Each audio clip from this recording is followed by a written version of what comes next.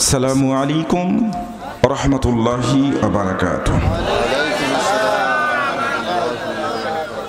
নাহমাদুহু নুসাল্লি আলা রাসূলিহিল কারীম।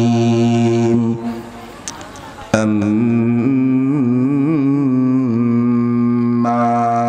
বা'দু فقد قال الله تعالى في كلامه المجيد وفي فرقانه الحميد।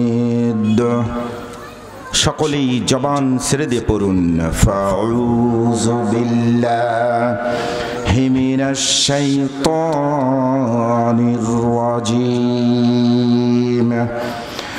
বিসমিল্লাহির রহমানির রহিম। ইন্নাল্লাহা ইয়া'মুরু বিল আদলি ওয়াল ইহসান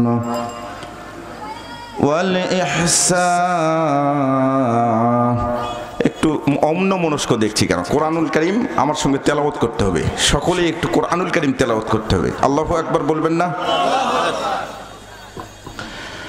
সকলেই শুরু করেন আবার। বিসমিল্লাহির রহমানির রহিম। ইন্নাল্লাহা ইয়া'মুরু বিল আদলি ওয়াল ইহসানি ওয়া ইতা'i যিল কুরবা ওয়া ইয়ানহা আনিল ফাহশাই ওয়াল মুনকার ইয়া'iযুকুম লা'আল্লাকুম তাযাক্কারুন। صدقت يا ربنا قال النبي صلى الله عليه وسلم إنكم سترون ربكم كما ترون هذا القمر لا تضامون فيه رؤيتي صدق الله المولانا العظيم وصدق رسوله النبي الكريم ونحن على ذلك لمن الشاهدين والشاكرين والحمد لله رب العالمين। যত দোষ নন্দ ঘোষ সত্যটা বললেই দোষ, যত দোষ নন্দ ঘোষ সত্যটা বললেই দোষ। করলে অন্যায়ের প্রতিবাদ নামটা হবে তোমার মৌলবাদ, নামটা হবে তোমার জঙ্গিবাদ। পেন্টাগনে হামলা হলো,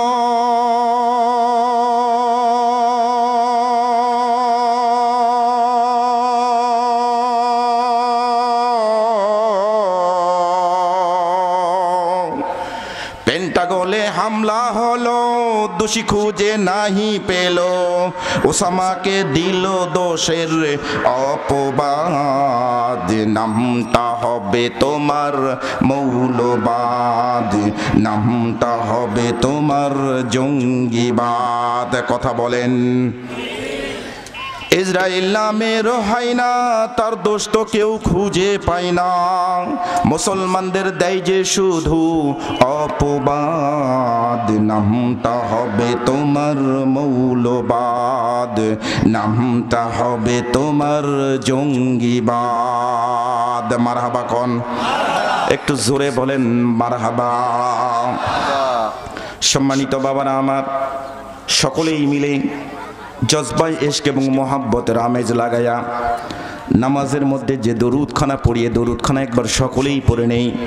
আল্লাহুম্মা সাল্লি আলা মুহাম্মাদিন ওয়া আলা আলি মুহাম্মাদ কামা সাল্লাইতা আলা ইব্রাহিম ওয়া আলা আলি ইব্রাহিম ইন্নাকা হামিদুম মাজিদ। اللهم بارك على محمد وعلى آل محمد كما باركت على إبراهيم وعلى آل إبراهيم إنك حميد مجيد। সম্মানিত, আজকের মাহফিলের 3 দিন ব্যাপী তাফসিরুল কোরআন মাহফিলের দ্বিতীয় দিন। আজকের মাহফিলের সম্মানিত সুযোগ্য অভিজ্ঞ সভাপতি আমার ওস্তাদ সমতুল্য, যার জুতা সোজা করার মতো যোগ্যতা আমার নেই। আজকের মাহফিলের মুহতারামি মুকাররমি ও কদরে গেরামি হযরত সদরুল মুহতারাম ওয়াজিবিল ইহতিরাম ফুজালাই ইলম মাশায়িকিন দ্বীনুর রাশিকিন মুহিব্বিন ও মুতাআল্লিকিন, আমার সামনে উপবিষ্ট বিভিন্ন বাড়ি থেকে বিভিন্ন গোত্র থেকে আগত ইসলাম পাগল মুসলিম ভাতৃবৃন্দ, ভূমিকা লম্বা নয়, সরাসরি আলোচনা, পদ্মার অন্তরালে সতী সাধবী অবলা সরলা সর্বগুণে গুণান্বিত মহিলা মা ও বোনেরা, আমার সামনে ডান পাশে বাম পাশে পিছনে বিভিন্ন জায়গায় বসা ইসলামের আকাশে উজ্জ্বল নক্ষত্র আমার সারতাজ হযরত ওলামায়ে দ্বীন, সকলকে নিয়ে প্রশংসা করছি সেই মহান রব্বে কারিমের দরবারে।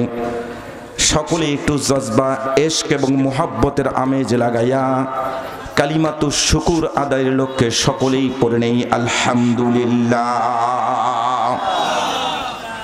দরুদ ও তাসলিম সেই মহান মানব যিনি হাশিমি বংশের কাঙ্ক্ষিত প্রদীপ, শামসুল হিদায়া জনাবে মুহাম্মদ রাসূল, সকলে একটু পড়ে নেই মুহাম্মদ রাসূল সাল্লাল্লাহু আলাইহি ওয়াসাল্লাম। সম্মানিত বাবারা আমার, আপনারা কেমন আছেন একটু জবাব দেন তো, কেমন আছেন আপনারা? আলহামদুলিল্লাহ সুম্মা আলহামদুলিল্লাহ, আলহামদুলিল্লাহ আলহামদুলিল্লাহ।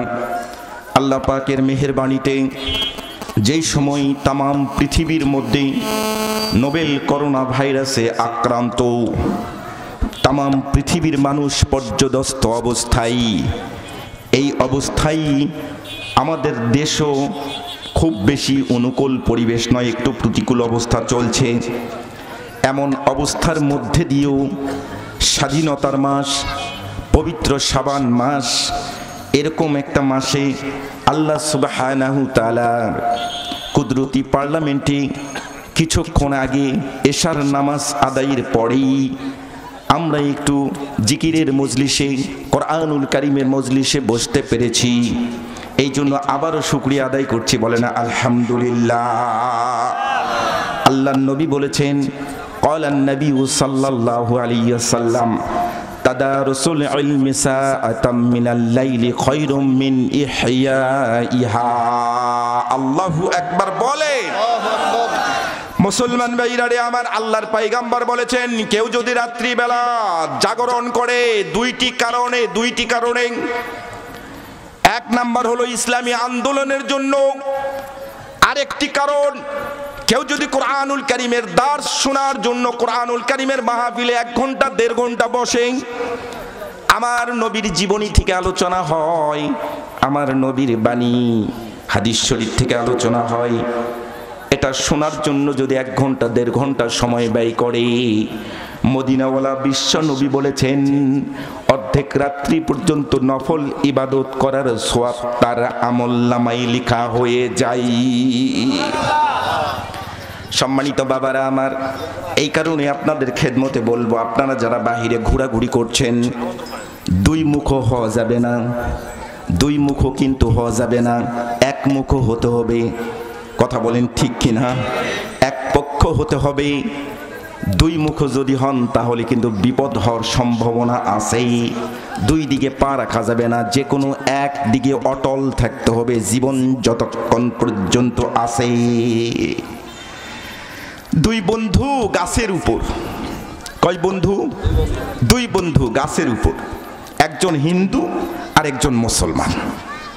হিন্দু মুসলমানকে বলতেছে, এ দোস্ত, তোর আল্লাহ সত্য না আমার ভগবান সত্য, আজকে একটু প্রমাণ হয়ে যাবে। মুসলমান বলতেছে, ঠিক আছে, কিভাবে তুই প্রমাণ করবি একটু বল। তো আমরা গাছের মাথার থেকে, একবারে মাথা থেকে লাফ দিব, যার কোনো ক্ষতি হবে না। তোর আল্লাহর নামে তুই লাফ দিবি, তোর আল্লাহ যদি সত্য হয় তাহলে তোর আল্লাহ তোকে বাঁচাবে, আর আমার ভগবানের নামে আমি লাফ দিব, আমার ভগবান যদি সত্য হয় তাহলে আমার ভগবান আমাকে বাঁচাবে। ঠিক আছে, রেডি, 1 2 3, দুজনেই গাছের মাথায়। এখন মুসলমান একটু বোকা শোকা, এ বলতেছে দোস্ত তুই আগে লাভ দে, তুই আগে লাভ দে। তখন ওই হিন্দু ভদ্রলোক ও লাভ দিয়েছে, ভগবান তোমার নামে লাভ দিলাম, তুমি বাঁচায়ো। আল্লাহর ওয়াস্তে কোনো ক্ষতি হয় নাই, আস্তে করে পড়ে গেছে। এরকম হওয়ার সম্ভাবনা আছে না নাই? আর এটা কি চ্যালেঞ্জ করার একটা বিষয়? হিন্দু ভদ্রলোক এবার ডাক দিয়ে বলছেন, এ দোস্ত তুই এবার লাভ দে, তোর আল্লাহ সত্য যেটা প্রমাণ কর। এবার এই ভয়ে ভয়ে কোনোভাবেই লাভ দিতে পারছে না।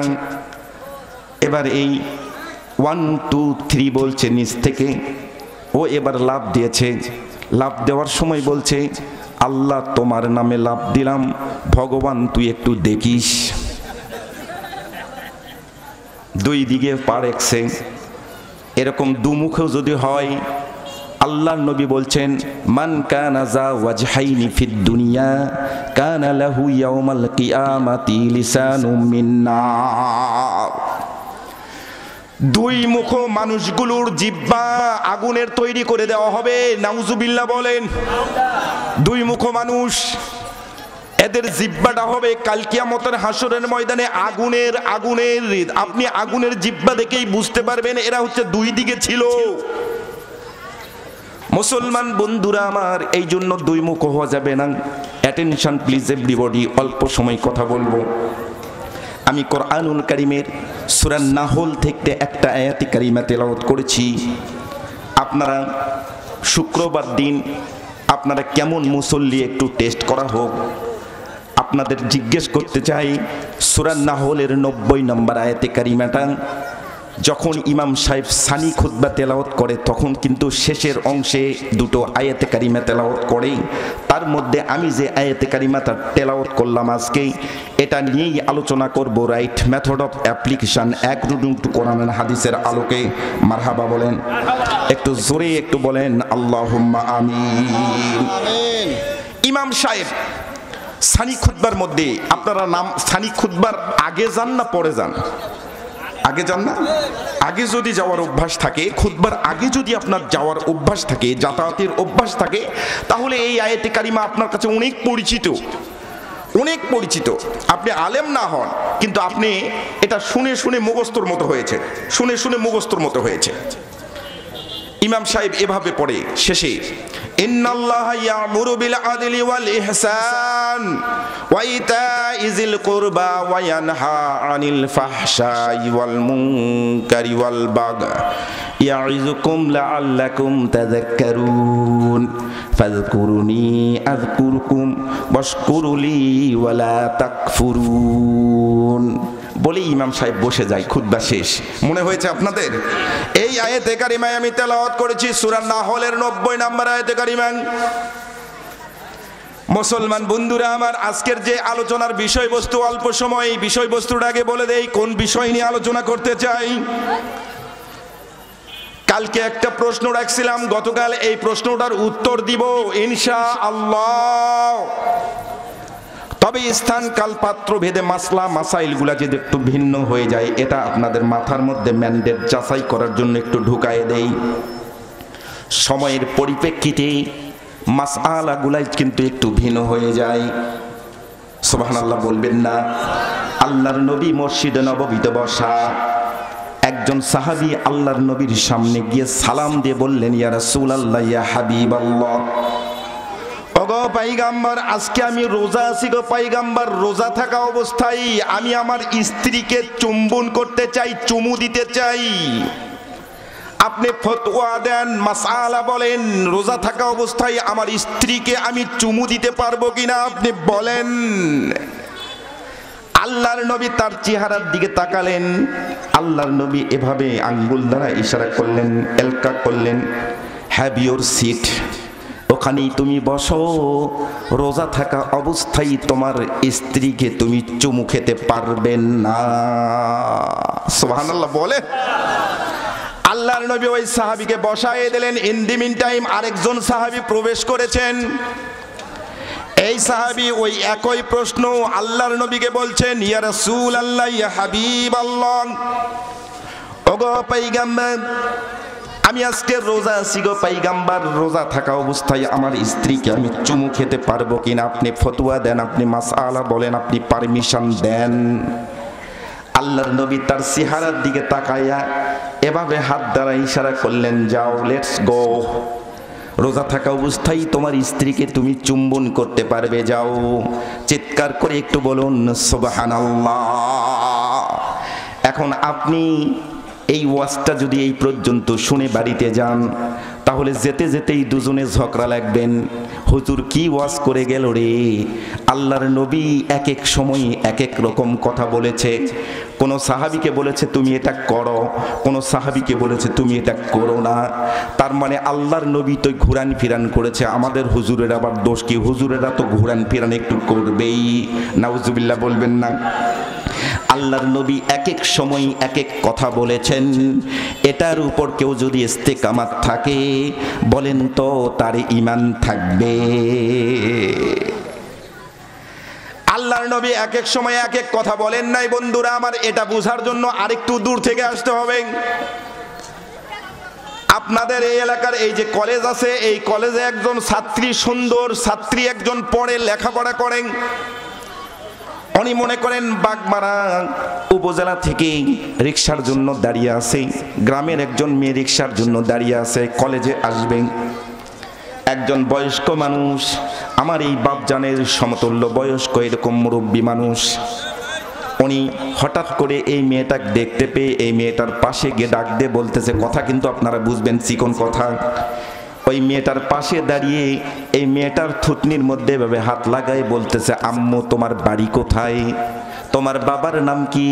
যখন বাবার নাম বলছে তখন কিন্তু উনি চিনতে পারে নাই। যখন বলেছে তোমার দাদুর নাম কি, তখন দাদুর নাম যখন বলেছে উনি বলছে, তোমার দাদুকে আমার সালাম দিও, তোমার দাদু আর আমি একই ক্লাসে একই স্কুলে লেখাপড়া করেছি, অনেক দুষ্টু ছিলাম, আমার নাম অমুক, আমার কথা বলো, তোমার দাদু আমাকে চিনতে পারবে। এই দৃশ্যটা দেখে আশেপাশের কোনো লোক কিন্তু কোনো রকম মাইন্ড করবে না। এই মুরব্বী মানুষ ওই মেয়েটার সঙ্গে কি কথা বলে, কথা বলেন ঠিক কি না, কেউ কিন্তু কোনো রকম প্রশ্ন করবে না। কিন্তু এই দৃশ্যটা ওই এলাকার একজন যুবক দেখেছে। দূর থেকে একজন যুবক দেখে ও মনে মনে চিন্তা করতেছে, উনি যখন থুতনির মধ্যে হাত দিয়েছে, গালের মধ্যে হাত দিয়েছে, বোরকার উপর দিয়ে মাথার মধ্যে হাত দিয়েছে, ওই মেয়েটা কোনো উত্তর করে নাই, কোনো প্রোডাকশন করে নাই। আমি একটু মেয়েটার কাছে গিয়ে একটু জিজ্ঞেস করি তো, তাহলে আমাকেও মনে হয় কোনো কিছু বলবে না। এই যুবক এসে সবে মাত্র গালের মধ্যে হাত লাগায় বলছে, excuse me, what is your name, তোমার নাম কি? সঙ্গে সঙ্গে মেয়েটা, এলাকার কিছু যুবক ছেলে ক্রিকেট খেলার জন্য যাচ্ছিল, হাতের মধ্যে উইকেট ছিল, স্টেম ছিল। এই যুবকদের ডাক দিয়ে বলতেছে, ও যুবক ভাইয়েরা, সোনার ভাইয়েরা, এসো আমার কাছে একটু আসো। এই ছেলেটাকে আমি চিনি না, এই ছেলেটা আমার ইপটিজিং করেছে, গায়ের মধ্যে হাত লাগাইছে। আপনারা বলেন তো ওই ছেলেটার অবস্থাটা খারাপ হবে কি না? প্রচন্ড ধোলাই দিল যুবকেরা। যুবক ধোলাই খাওয়ার পরে চিন্তা করছে, এই মেয়েটাকে দেখে ছাড়বো আমি, অবশ্যই দেখবো, আমি প্রতিশোধ নেব। বাগমারা থেকে যখন রওনা দিয়েছে যুবক, মেয়েটার পিছনে পিছনে রওনা দিয়েছে। কিছু দূর আসার পর একটা ছোট্ট সাঁকো ছিল, সাঁকো বোঝেন তো, ব্রিজ, এই ব্রিজটা ভেঙে গেছে বন্যার কারণে। এখানে বাঁশের একটা সাঁকো দেওয়া হয়েছে, বাঁশের এটা দিয়ে ধরে ধরে পার হচ্ছে মেয়েটা। কিন্তু মেয়েটা সাঁতার জানে না, প্রচন্ড পানির স্রোত, মাঝখানে গিয়ে মেয়েটা ধরাস করে পানিতে পড়ে গেছে। যুবক ছাড়া কেউ পিছনে নাই। এই মেয়েটা সাঁতার জানে না, তিনি শুধু বলতেছে, বাঁচাও বাঁচাও, আমি তো সাঁতার জানি না, আমি মরে যাচ্ছি, তাড়াতাড়ি আমাকে বাঁচাও। যুবক কোনো কথা বলে না, দেখে ছাড়বো, আমি মেয়েটাকে দেখে ছাড়বো, ওর জন্য আমি মার খেয়েছি। এক পর্যায়ে মেয়েটা যখন মারা গেল, জেলে নিয়ে আসা হলো, ডুবুরি নিয়ে আসা হলো। এলাকার মধ্যে হই হুল্লোড়, হইচই পড়ে গেল। একজন এসে বলতেছে, আমার দোকান থেকে কিছুক্ষণ আগে 5 টাকা দিয়ে একটা কলম কিনলো। এই মেয়েটা অনেক ভালো ছিল, আমাদেরকে দেখতে পেলেই সালাম দেয়।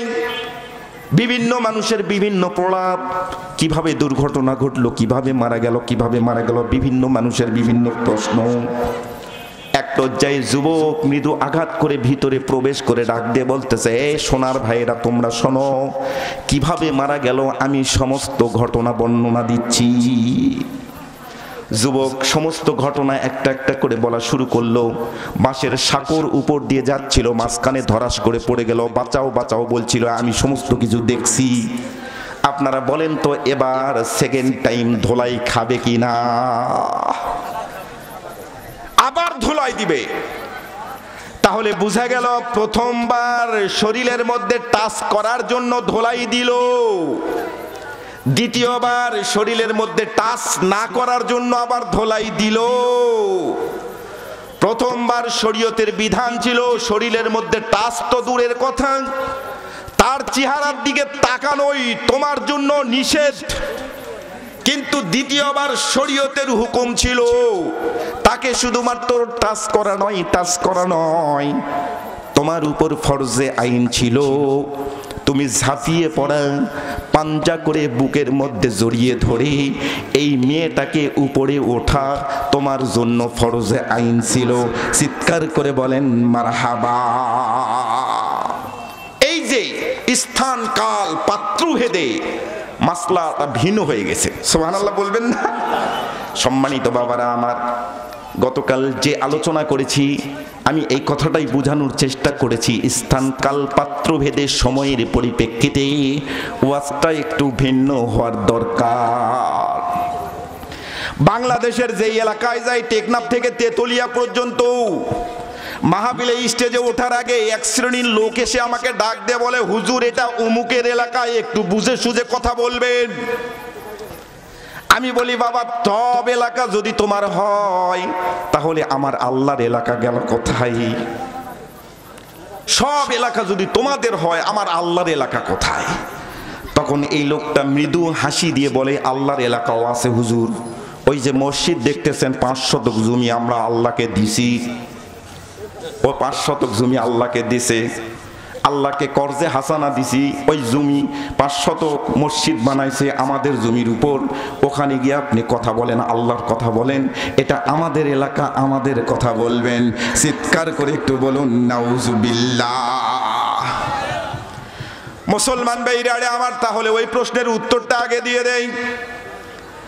আল্লাহর নবী প্রথম যে সাহাবীকে বললেন, ও সাহাবী, রোজা থাকা অবস্থায় তোমার স্ত্রীকে তুমি চুমু খেতে পারবে না, তুমি বসো। এই সাহাবীর বয়স ছিল 25 থেকে 27 বছরের মধ্যে, যুবক মানুষ, সবেমাত্র বিয়ে করছে। আল্লাহর নবী তার চেহারার দিকে তাকিয়ে বুঝতে পারলেন যদি রোজা থাকা অবস্থায় চুমু খাওয়ার পারমিশন দেই তাহলে রোজাটা নষ্ট হওয়ার সম্ভাবনা থাকে। এই কারণেই আল্লাহর নবী বয়সের উপর নির্ভর করে তাকে বললেন, রোজা থাকা অবস্থায় তোমার স্ত্রীকে চুমু খাওয়া যাবে না, তুমি বসো। দ্বিতীয় যে সাহাবী, এই সাহাবীর বয়স ছিল 60-এর ঊর্ধ্বে, বৃদ্ধ মানুষ, বৃদ্ধ সাহাবী। আল্লাহর নবী মনে করলেন রোজা থাকা অবস্থায় যদি চুমু খাওয়ার পারমিশন দেই, রোজা থাকা অবস্থায় এই চুমু পর্যন্তই থাকবে, সামনে অ্যাডভান্স হওয়ার কোনো কায়দা নাই, রোজাটা নষ্ট হওয়ার কোনো সম্ভাবনা নাই। চিৎকার করে বলেন সুবহানাল্লাহ। সম্মানিত বাবারা আমার, এই কারণেই চিকন চিকন কিছু কথা বলা হবে, শুধুমাত্র ধরে নিবেন। মারহাবা বলেন। 2 আর 2 কত হয় একটু বলেন তো? 2 আর 2 4 হয়। এটা আজকে আপনাদের খেদমতে 2 আর 2 22 করে দেওয়া হবে। 2 আর 2 22 করা যায় না? 2টা 2 যদি একত্রিত করেন তাহলে 22 হয়ে যাবে। মুসলমান বন্ধুরা আমার, সূরা নাহলের 90 নম্বর আয়াতে কারিমা তেলাওয়াত করেছি। সূরা ফাতিহা থেকে সূরা নাস পর্যন্ত 114 খানা সূরা আছে।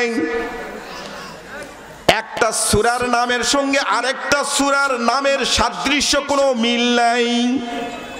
আল্লাহ রাব্বুল আলামিনের মুজেজার কিতাব, এটা একটা বড় মুজেজা। শাব্দিক অর্থের কোনো মিল নাই, অমিল। এক একটার সঙ্গে আরেকটার কোনো মিল নাই, ভিন্ন ভিন্ন আয়াতে কারিমা, ভিন্ন ভিন্ন ছন্দময় আয়াতে কারিমা। কোরআনুল কারীম নিজে বলছে আমি হচ্ছে আলোর কিতাব, আমি আলোর বাক্স, আমি হচ্ছে একটা দেশলাইয়ের বাক্স। সুবহানাল্লাহ বলেন। আলিফ লাম রা কিতাবুন আনসাল্লাহু ইলাইকা লিতুখরিজান নাসা মিনাজ যুলুমাতি ইলান নূর। আল্লাহু আকবার বলে। কোরআনুল কারীম বলছে আমি একটা আলোর কিতাব, আলোর বাক্স, মেসের বাক্স। সুবহানাল্লাহ বলেন। মেসের বাক্স আপনারা দেখেছেন, মেসের বাক্স 2 টাকার দাম। বাজার থেকে মেসের বাক্স কিনে নিয়ে আসতেন, এই মেসের বাক্সটা আপনাকে ডাক দিয়ে বলছে, জবান ছেড়ে দিয়ে বলছে, এই পৃথিবীর মানুষেরা কান খুলে শ্রবণ করো, আমি এমন একটা দেশলাইয়ের বাক্স, আমার ভিতরে অনেকগুলো কাঠি আছে, কাঠির আগার মধ্যে কয়েকটা বারুদ আছে। এই কাঠিটা যদি একটা কেউ অপব্যবহার করো, খারাপ কাজে ব্যবহার করো, আমি একটা কাঠি তামাম পৃথিবী জ্বালিয়ে পুড়িয়ে ছারখার করে দিতে পারি। পক্ষান্তরে মেসের কাঠি ডাক দিয়ে বলছে, এ পৃথিবীর মানুষ কান খুলে শ্রবণ করো, আমি এমন একটা দেশলাইয়ের বাক্স, আমার আগার মধ্যে যে বারুদ আছে, এই বারুদটা যদি তোমরা একটা বারুদ সৎ কাজে ব্যবহার করো, ভালো কাজে ব্যবহার করো, আমি একটা বারুদি তামাম পৃথিবী আলোয় আলোকিত করে দিতে পারি। কথা বলেন ঠিক কিনা? একটা বারুদ দ্বারাই তামাম পৃথিবী আলোয় আলোকিত করতে পারে, কিন্তু ব্যবহারের বিধি জানতে হবে। কোরআনুল কারীম ঠিক পক্ষান্তরে এরকম বলছে, আমি একটি দেশলাইয়ের বাক্স, আমার কাছে 114 খানা কাঠি আছে, আগার মধ্যে 6666 প্রকারের বারুদ আছে। এই বারুদের মধ্যে একটি বারুদ আপনাদের খেদমতে আমি তেলাওয়াত করেছি বন্ধুরা আমার, বাবাজিরা আমার, আব্বুরা আমার। এই বারুদের মধ্যে আল্লাহ রাব্বুল আলামিন কোন কথাটা বলছেন? 3টি কথা বলেছেন আদেশ সূচক, 3টি কথা বলেছেন নিষেধ সূচক। ইমাম গাজ্জালি রহমতুল্লাহ আলাইহি তিনার একটা কিতাবের মধ্যে বর্ণনা লিখতে গিয়ে তিনি লিখেছেন, আল্লাহ রাব্বুল আলামিন কোরআনুল কারীম যদি সম্পূর্ণ নাজিল না করে সূরা নাহলের এই একটা আয়াতে কারিমা নাজিল করত, এটাই মানুষের জন্য কল্যাণের জন্য যথেষ্ট হয়ে যেত। চিৎকার করে বলেন সুবহানাল্লাহ। উনি আবেগ ভরা হৃদয় দিয়ে এই আয়াতের গুরুত্ব বোঝানোর জন্য তিনি বলেছেন। প্রথম অংশের মধ্যে 3টি আদেশ করেছেন, এই 3টি কাজ তোমরা বেশি বেশি করো, এটার মধ্যে আমার গোলামি করা হবে, আমার ইবাদত করা হবে। দ্বিতীয় অংশের মধ্যে 3টি কাজ নিষেধ করেছেন, এই 3টি কাজ তোমরা করো না। ও বন্ধুরা আমার, বাবাজিরা আমার, যে 3টি কাজ আদেশ করেছেন এটা যদি আপনি করেন যেমন ইবাদত, যে 3টি কাজ নিষেধ করেছেন এই 3টি কাজ নিষেধ হিসাবে মেনে নেওয়া, নিষেধ হিসাবে গ্রহণ করা, নিষেধ হিসাবে আমল করা, এটাও আপনার কাছে শ্রেষ্ঠ ইবাদত। আল্লাহু আকবার বলবেন না? তাহলে যেগুলো আদেশ করা হয়েছে আদেশ হিসাবে মেনে নেওয়া ইবাদত, নিষেধ যেগুলো করেছেন নিষেধ হিসাবে গ্রহণ করা, নিষেধ হিসাবে জীবনের মধ্যে প্রতিষ্ঠিত করা, এটাও ইবাদত। সুবহানাল্লাহ বলেন।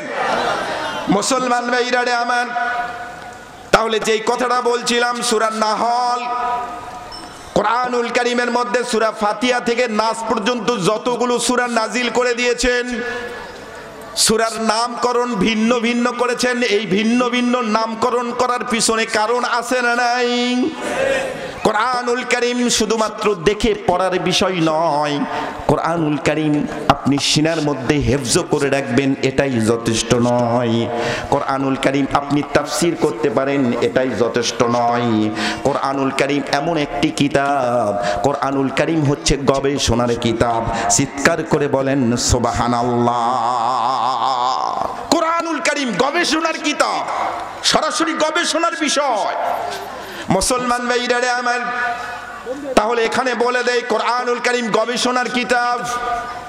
আমরা একটু গবেষণা করব সূরা নাহল, নাহল শব্দের অর্থ মৌমাছি। সকলে একটু বলিন মৌমাছি। সূরা নাহল শব্দের অর্থ মৌমাছি। আপনাদেরকে প্রশ্ন, পৃষ্ঠার কোরআনুল কারীমের একটা সূরা নাজিল করে দিলেন, এর পিছনে কারণ আছে না নাই? তাহলে মৌমাছি নিয়ে আমাদের গবেষণা করার দরকার। মৌমাছি নিয়ে একটু গবেষণা করি, আল্লাহ রাব্বুল আলামিন কোন বিষয়টা বুঝাইতে চাচ্ছেন মৌমাছির নামে এত বড় একটা সূরা নাজিল করে দিয়ে। তামাম পৃথিবীর, এর ফাঁকে একটা কথা বলে নেই বন্ধুরা আমার, বাবাজিরা আমার, তামাম পৃথিবীর মধ্যে ইসলামী আন্দোলনের যত কর্মী আপনি দেখতে পাবেন, এরা সকলেই জিব্বার মতো সুবহানাল্লাহ বলেন, জিব্বার মতো। ইসলামী আন্দোলনের কর্মীরা হলো জিব্বার মতো, আলেম ওলামারা হচ্ছে জিব্বার মতো। মাছ যখন খাবেন, গোস্ত যখন খাবেন, পেয়ারা যখন খাবেন, পেয়ারার বিচি দুই দাঁতের মাঝখানে ঢুকে যায়। মাছ খাবেন, মাছের কাঁটা দুই দাঁতের মাঝখানে ঢুকায় যায়। গোস্ত যখন খাবেন, গোস্তর টুকরা দুই দাঁতের মাঝখানে ঢুকে যায়। দুই দাঁতের মাঝখানে গোস্তগুলো ব্যথা ধরে, কিন্তু জিব্বার ঘুম হারাম হয়ে যায়। জিব্বার ঠেলতেই থাকে। বন্ধুরা আমার, বাবাজিরা আমার, যারা দুনিয়ার এই পৃথিবীর জমিনে যারা মুজাহিদ, যারা দিনের জন্য নিবেদিত প্রাণ, তারা হচ্ছে জিব্বার ভূমিকা পালন করছে। এদেরকে আপনি যতই রাজাকার, আল বদর, আল শামস বিভিন্ন ভাষায় ধর্ষণকারী হিসেবে গালিগালাজ করেন না কেন, আপনাকে ঠেলতেই থাকবে। জান্নাতের দিকে আসো, জান্নাতের পথে আসো, জান্নাতের রাস্তায় আসো। চিৎকার করে বলেন সুবহানাল্লাহ। মুসলমান ভাইরা আমার, মৌমাছি, দাঁড়ান সময় আছে, আরে এত ব্যস্ত হয়েন না, আমি তো ঘড়ি দেখতেছি। মুসলমান বন্ধুরা আমার, মৌমাছি নিয়ে গবেষণা একটু করা যায়। সূরা নাহল, মৌমাছির এক নাম্বার গুণ কি আল্লাহ রাব্বুল আলামিন বুঝাতে চাচ্ছেন? ও পৃথিবীর মানুষ, তোমরা মৌমাছির এক নাম্বার গুণ ধারণ করো। মৌমাছির এক নাম্বার গুণ লক্ষ্য করে দেখবেন, মৌমাছি সর্বসময় সব জায়গায় বসবে না। সুবহানাল্লাহ বলবেন না? মৌমাছি সব জায়গায় বসবে না, মগডালে বসবে। যেই জায়গাটা পছন্দ হবে সেই জায়গায় বসবে। মৌমাছি ফুলের উপর বসে, ফলের উপর বসে। হাটে বাজারে দেখবেন মৌমাছি মিষ্টির পাতিলেও মৌমাছি হামলা দেয়। কথা বলেন ঠিক কিনা? কিন্তু মৌমাছিকে কোনো সময় আপনি দেখতে পাবেন না। মৌমাছি প্রসাবখানা, টয়লেটে, নর্দমায় যেখানে ময়লা আবর্জনা, সেখানে মৌমাছি কোনোদিন দেখতে পাবেন না। মুসলমান ভাইরা আমার, মৌমাছির বিপরীতে আল্লাহ রাব্বুল আলামিন একটা প্রাণী সৃষ্টি করেছেন, তার নাম হলো মাছি। মাছিও মিষ্টির পাতিলে যায়, মৌমাছিও মিষ্টির পাতিলে যায়। মাছিও ফুলের উপর বসে, মৌমাছিও ফুলের উপর বসে। মাছিও ভাতের টেবিলে বসে, খাবার টেবিলে যায়, মৌমাছিও খাবার টেবিলে যায়। কিন্তু মাছি যখন খাবার টেবিলের মধ্যে যায়, তখন ছোট বাচ্চা ছেলেও থাপ্পড় লাগায়, তোর এখানে কি? তোর মধ্যে সংক্রামিত ব্যাধি আছে, তুই দুই জায়গায় থাকিস। মাছি মধুর উপর বসুক, মাছি মিষ্টির উপর বসুক, ফুলের উপর বসুক, কিন্তু মাছির অন্যতম চরিত্র বৈশিষ্ট্য হলো মাছি প্রসাবখানা আর টয়লেট ছাড়া থাকতে পারবে না। আল্লাহ রাব্বুল আলামিন মৌমাছির নামে এরকম কোরআনুল কারীমের আয়াত নাজিল করে দিয়ে, সূরা নাহল নাজিল করে দিয়ে জানাই দিলেন, ও পৃথিবীর মানুষেরা, লক্ষ লক্ষ টাকা তোমাকে দেখ না কেন, তুমি কখনো সিনেমার হলে যেতে পারবে না। তুমি হচ্ছে মৌমাছি।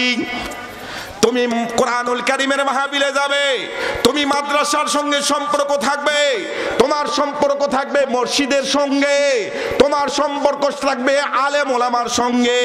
তুমি কখনো নর্দমায় যেতে পারবে না, নর্দমায় যেতে পারবে না। তুমি যদি মাছির চরিত্র ধারণ করো, আমি আল্লাহ রাব্বুল আলামিন ঘোষণা করে দিলাম, ইন্নাল মুনাফিকিনা ফিদ দারকিল আসফালি মিনান নার ওয়ালান তাজিদা লাহুম নাসীরা। আসফালি মিনান নার, দুই মুখ। তোমার মুখ হলো দুইটা ফুলের উপর বসবে, ফলের উপর বসবে, আবার নর্দমায় যাবে, কোরআনুল কারীমের মাহফিলে আসবে, আবার হাউজি বাম্পারে যাবে। এরা কখনো মৌমাছির চরিত্র নয়, মৌমাছির চরিত্র নয়, মৌমাছির চরিত্র আল্লাহ রাব্বুল আলামিন আমাদের সকলকে দান করুক। সকলে বলুন আল্লাহুম্মা আমিন। সম্মানিত বাবারা আমার, তাহলে আমার যেটা কথা ছিল, আজকের আলোচনার যে বিষয়বস্তু, সেটা হচ্ছে আমরা মৌমাছি না মাছির চরিত্র। আর 5 মিনিট কথা বলি, 5 মিনিট কথা বলা যাবে। মৌমাছি না মাছির চরিত্র আমাদের হওয়া উচিত? আমাদের মৌমাছি মার্কার চরিত্র হওয়া উচিত। যদি মৌমাছির চরিত্রের সঙ্গে আপনার চরিত্র মিলে যায়, তাহলে আপনি বুঝবেন আল্লাহ রাব্বুল আলামিন যে সূরা নাহল নাজিল করে দিল, এটার সার্থকতা আমার জীবনের মধ্যে প্রস্ফুটিত হয়েছে, প্রতিষ্ঠিত হয়েছে। আর মাছির চরিত্র যদি আপনার মধ্যে থাকে, যেমন আপনি আজকে কোরআনুল কারীমের মাহফিল থেকে বের হয়েই, দু একজন এরকম আছে, বের হয়েই রাস্তার মধ্যে গিয়েই উনি বলতেছে, এই হুজুরেরা এগুলা বলে, দে তো একটা বিড়ি, দে তো তাড়াতাড়ি দে। আমি মাহফিল থেকে নেমে রুমে যাচ্ছি, হঠাৎ করে একজন আমাকে জিজ্ঞেস করছে এক মাহফিল থেকে, হুজুর আপনি তো মাহফিলের সময় আপনি বলে দিলেন পান খাওয়ার দোয়া, ভাত খাওয়ার দোয়া, এগুলো আপনি বলে দিলেন। আমি মাহফিলের সময় বলে দিয়েছি যে পান খাওয়ার আগে একটা দোয়া আছে, এই দোয়াটা পড়তে হবে, আল্লাহুম্মা তাম্বুলানা ফিমা রাযাকতানা ওয়াকিনা আযাবান্না, এভাবে আমি বলে দিয়েছি। এখন ওই লোকটা আমাকে ডাক দিয়ে বলতেছে, হুজুর আপনি বলেন তো বিড়ি খাওয়ার কি দোয়া? এরকম আজগুবি কিছু মুসল্লি আছে, কথা বলেন ঠিক কিনা? আমি বললাম, বাবা বিড়ি খাওয়ার দোয়া তো আমি জানি না। উনি বলতেছে, বিড়ি খাওয়ার দোয়া আমার মুখস্থ আছে হুজুর। আমি বললাম, বিড়ি খাওয়ার দোয়া আবার কি রে, তুই বলতো। এবার বলতেছে, আল্লাহুম্মা বারিক লানা, জোরে জোরে বিড়িটা না, মুখস্থ করে রাখছে। আমি তো আশ্চর্য হয়ে যাই। যারা সিগারেট খান, বিড়ি খান, লক্ষ্য করে দেখবে এদের চরিত্রটা আপনি বলেন তো। যারা সিগারেট খান, বিড়ি খান, এরা মৌমাছি মার্কা মুসলমান না মাছি মার্কা মুসলমান? আপনি আপনাকে জিজ্ঞেস করেন। একটা এক্সাম্পল দিলাম, একটা। সম্মানিত হাজিরিন, তাহলে আপনি বিড়ি খান, সিগারেট খান, এটা খাওয়ার পরে আপনি ফেলাইয়ে দিবেন, লক্ষ্য করে দেখবেন। মিষ্টি খাওয়ার পর যদি ফেলাইয়ে দেন, মিষ্টিটা আস্তে করে টেনে নিয়ে পিপিলিকা কিছুক্ষণ পর টেনে নিয়ে চলে যাবে, কথা বলেন ঠিক কিনা? রুটি খাওয়ার পর ফেলাইয়ে দিবেন, একটা বিড়াল, একটা কুকুর যদি আশেপাশে থাকে টুসটাস করে নিবে। মাছ খাওয়ার পর মাছের কাঁটা ফেলাইয়ে দিলে বিড়াল টেনে নিয়ে যায়। কিন্তু বিড়ি এবং সিগারেট এমন একটা খাদ্য, এটা খাবার পর ফেলে দিলে কুত্তা পর্যন্ত মুখ দেয় না। বেলাল রাদিয়াল্লাহু তাআলা আনহু, উনি ছিলেন মৌমাছি মার্কা চরিত্রের মানুষ, কথা বলেন ঠিক কিনা? মৌমাছির চরিত্র ধারণ করার পরেই তো বেলালের জীবন পরিবর্তন হয়ে গেল। তিনার চরিত্র ছিল কেমন চরিত্র? উমর ফারুকের চরিত্র ছিল সর্বপ্রথম মাছি মার্কা, কিন্তু আল্লাহর রাসূলের সহবতে এসে, ইসলামের সহবতে এসে, কোরআনুল কারীমের সহবতে এসে তিনার মৌমাছি ডিলেক্টেড করে দিলেন, মৌমাছির রূপ ধারণ করলেন। চিৎকার করেন আল্লাহু আকবার। সম্মানিত হাজিরিন, হযরত বেলাল রাদিয়াল্লাহু তাআলা আনহুকে আল্লাহর নবী একদিন বলছে, এ বেলাল, মক্কা বিজয়ের পর তুমি একটু উন্মুক্ত আকাশের নিচে, আমার মনটা একটু ভরে যাবে, কাবা ঘরের উপরে উঠে তুমি একটু আজান দাও। সুবহানাল্লাহ বলে, কাবা ঘরের দেওয়ালের উপরে উঠে একটু আজান দাও, আমি খুব খুশি হব। আল্লাহর নবী বলছেন, তিনাকে দেওয়ালের উপরে উঠায় দেওয়া হলো। উঠানোর পরেই বেলাল রাদিয়াল্লাহু তাআলা আনহু আর আজান দিতে পারে না, আজান দিতে পারছে না। তিনি এদিকে তাকাচ্ছেন, ওদিকে তাকাচ্ছেন, মক্কা শহর দেখছেন, ওদিকে তাকাচ্ছেন। আল্লাহর নবী বেলালকে ধমক দিয়ে বলছেন, এই বেলাল, তোমাকে আজান দেওয়ার জন্য উঠায় দিলাম, তুমি কি মক্কা এই শহর কখনো দেখোনি? তুমি উপরে উঠে এদিকে তাকাচ্ছ, ওদিকে তাকাচ্ছ, ব্যাপারটা কি একটু খুলে বলো তো।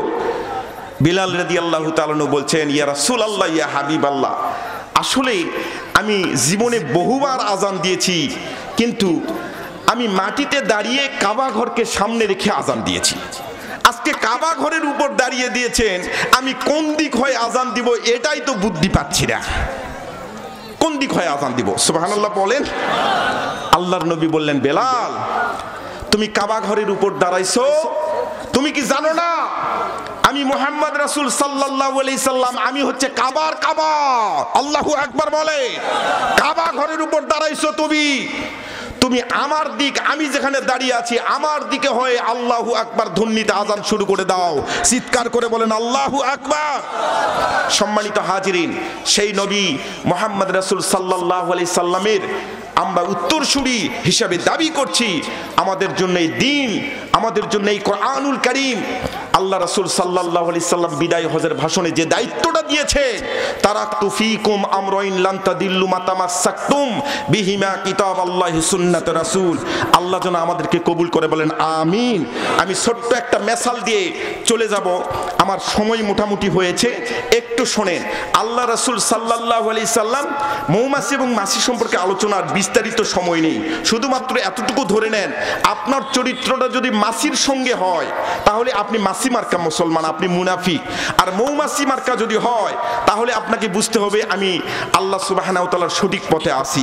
সম্মানিত হাজিরিন, লক্ষ্য করে দেখবেন, এর ফাঁকার একটা কথা বলে নেই, মাছির উপর কিন্তু মানুষের অত হামলা হয় না, মৌমাছির উপরই মানুষের হামলা হয়। কথা বলেন ঠিক কিনা?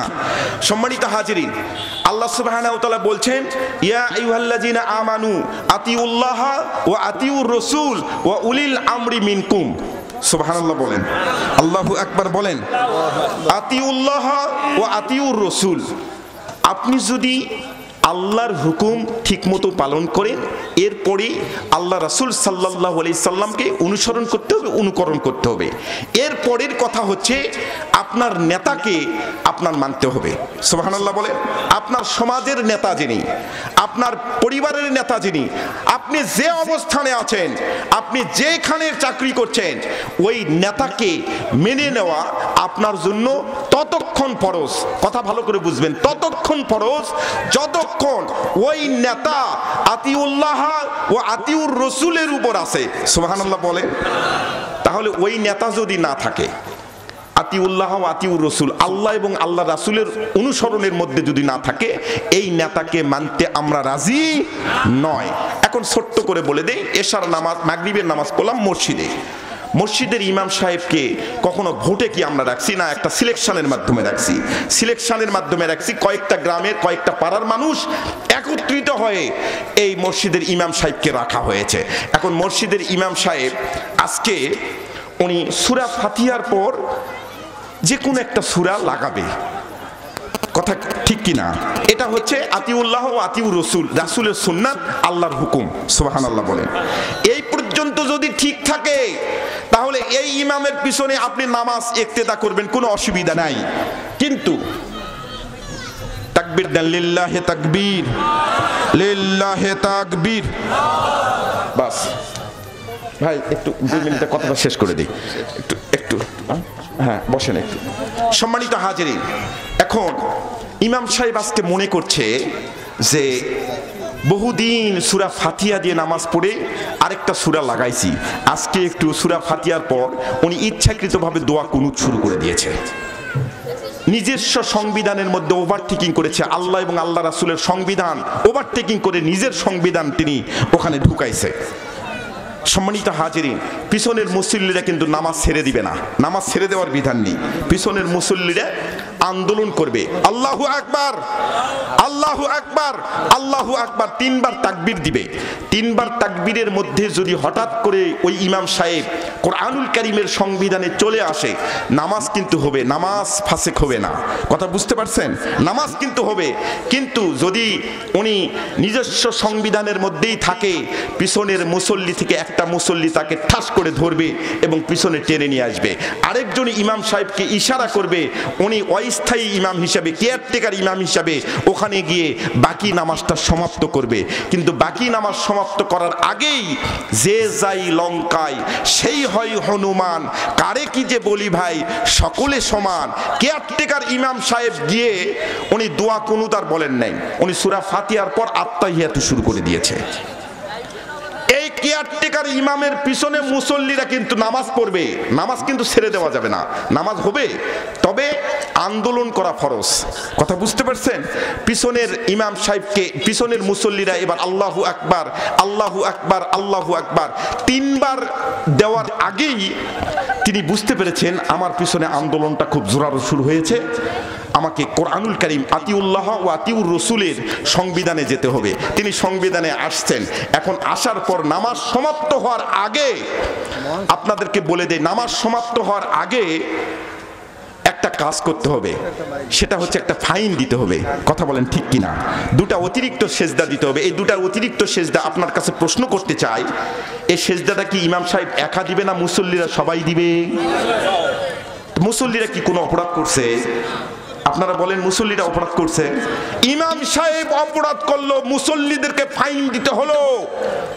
সম্মানিত হাজিরিন, যেই ইমাম সাহেবকে নির্বাচন করে আমরা মিম্বারের মধ্যে দিব, এই ইমাম সাহেব যদি কোনো ভুল করে, এই ভুলের প্রায়শ্চিত্ত সমস্ত মুসল্লি, এটার কাফফারা আইলা, সাইক্লোন, সিডর, বুলবুল, সমস্ত ঝড় দিয়ে, আসমানি বালা মুসিবত দিয়ে এটার কাফফারা সমস্ত মুসল্লিকে দিতে হবে। চিৎকার করে বলেন ঠিক কিনা? ওয়া আখিরু দাওয়ানা আনিল হামদুলিল্লাহি রাব্বিল আলামিন। আসসালামু আলাইকুম ওয়া রাহমাতুল্লাহ।